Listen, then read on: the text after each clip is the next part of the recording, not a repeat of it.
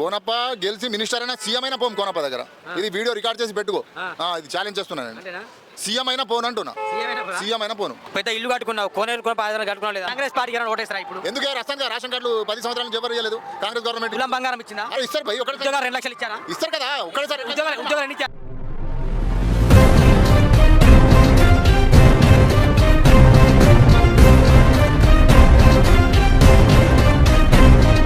నమస్కారం ఫ్రెండ్స్, నేను మీ సూరన్న.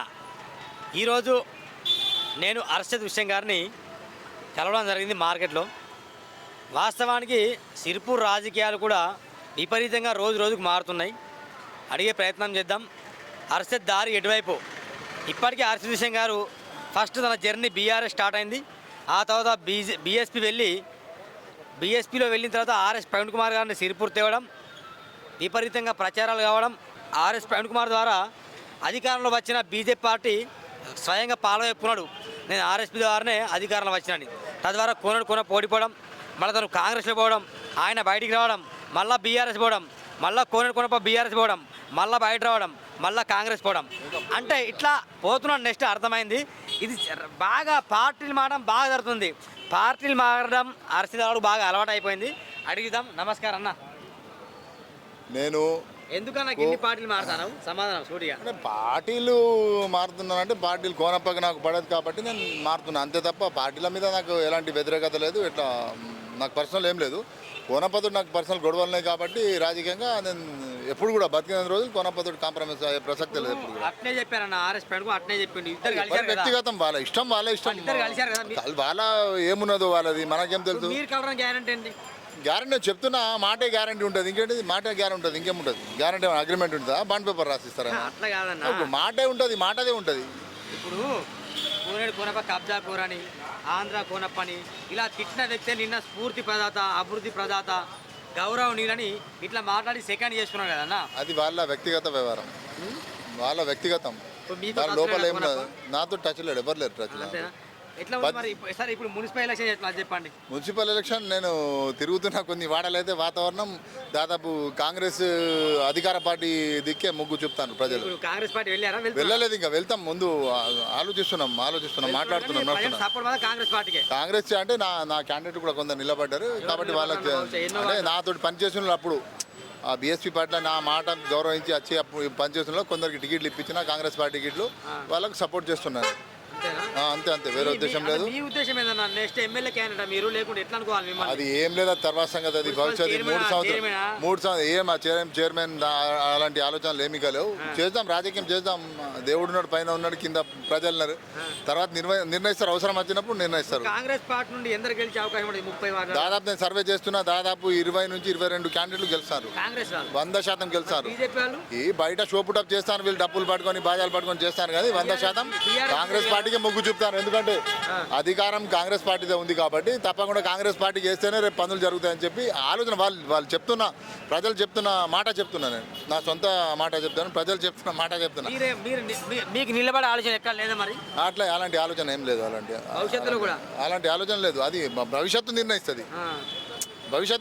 ఇప్పుడే మనం చెప్పాం కదా, ఇప్పుడే చెప్పరాదు కదా. స్టాండర్డ్ ఉంటా కాబట్టి నాకు నమ్ముతారు జనాలు. నా స్టాండర్డ్ మీరు లేరు.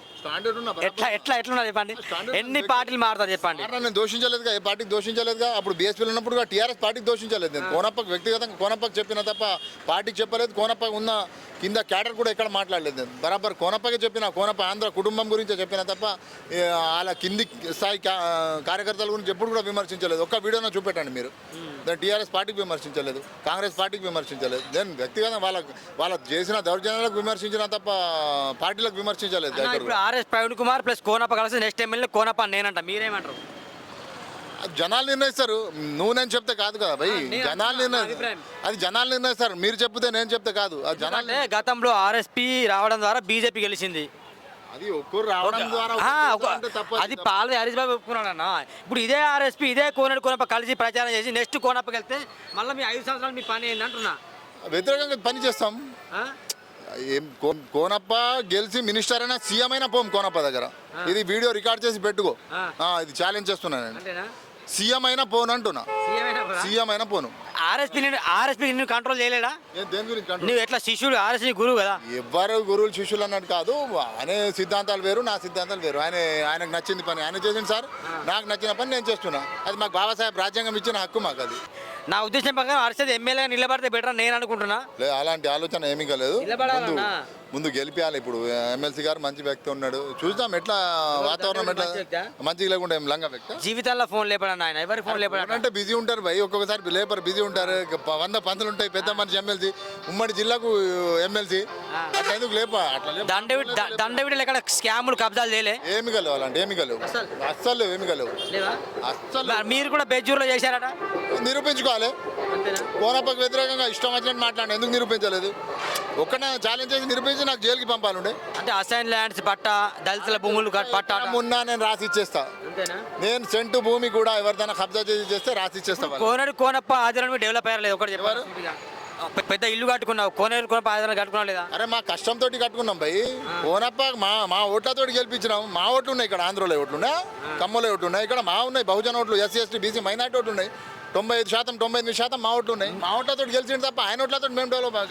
పదవులు ఏం లేకుండా ఎట్లా సంపాదించారో డౌట్, అందరికి డౌట్ వస్తుంది. అరే కష్టపడ్డాం భయ్, కష్టపడి గెలిపించినాం, కష్టపడి సంపాదించుకున్నాం మేము పనులు చేసి. ఎవరి దగ్గర దోచుకోలేదు. అన్యాయంగా తెలుసుకొని మీరు తిరుగుతారు కదా పల్లెటూళ్ళలో, ఎవరి దగ్గర దోచుకొని మేము ఫ్రాడ్లు చేసి సంపాదించుకోలేదు. ఫ్రాడ్ చేసి సంపాదిస్తే తప్పకుండా కోనప్ప పవర్ ఉండే, మొత్తం మంత్రులు, మొత్తం ఎస్పీ, కలెక్టర్లు అందరి చేతిలో ఉండే.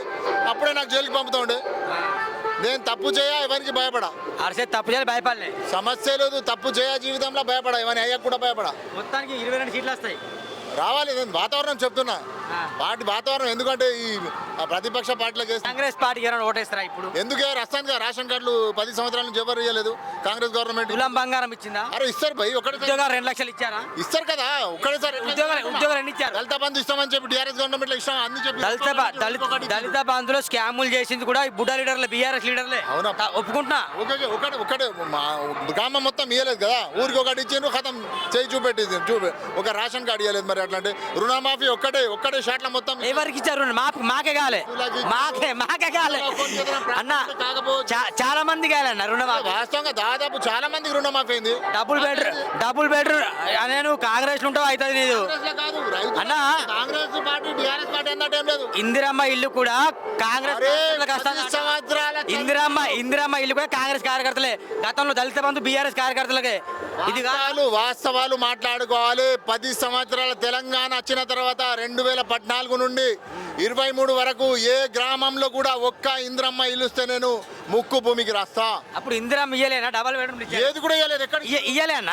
మండలి ఒకటి ఇవ్వలేదు, సిరిపూర్ మండలి ఇవ్వలేదు, మన కాగజాన్ మండలి ఇవ్వలేదు, దైగవ్ మండలి ఇవ్వలేదు, పెంచకల్పేట మండలి ఇవ్వలేదు, మానపల్లి మండలి ఇవ్వలేదు. ఏ మండలి ఇచ్చిన చూపెట్టని. ఎక్కడ ఒక్క ఇల్లు ఇచ్చినా ముక్కు భూమికి రాస్తాను నేను. ఇవ్వలేదు, ఎక్కడ కూడా ఇవ్వలేదు. వాస్తవం చెప్తున్నా. మరి ఇప్పుడు కాంగ్రెస్ కార్యకర్త ఇందిరమ్మ ఇల్లు ఇస్తాను తప్పు. అది కాంగ్రెస్ కార్యకర్తలని వాస్తవంగా ఇక్కడ సిరిపూర్లో అయితే ఎవరు కూడా కార్యకర్తలు లేకుండే, అందరికి ఇచ్చిండు. ఎమ్మెల్సీ పాపం అట్లా ఏమి ఇంకా మనసులో ఉండి ఆ అపోజిట్ వాడు ఆ పార్టోడు ఈ పార్టోడు అన్నట్టు ఏం లేదు. ఎవరు కూడా గరీబ్ ఉంటే వాళ్ళకి ఇచ్చిండు. హరీష్ బాబు ఒపీనియన్?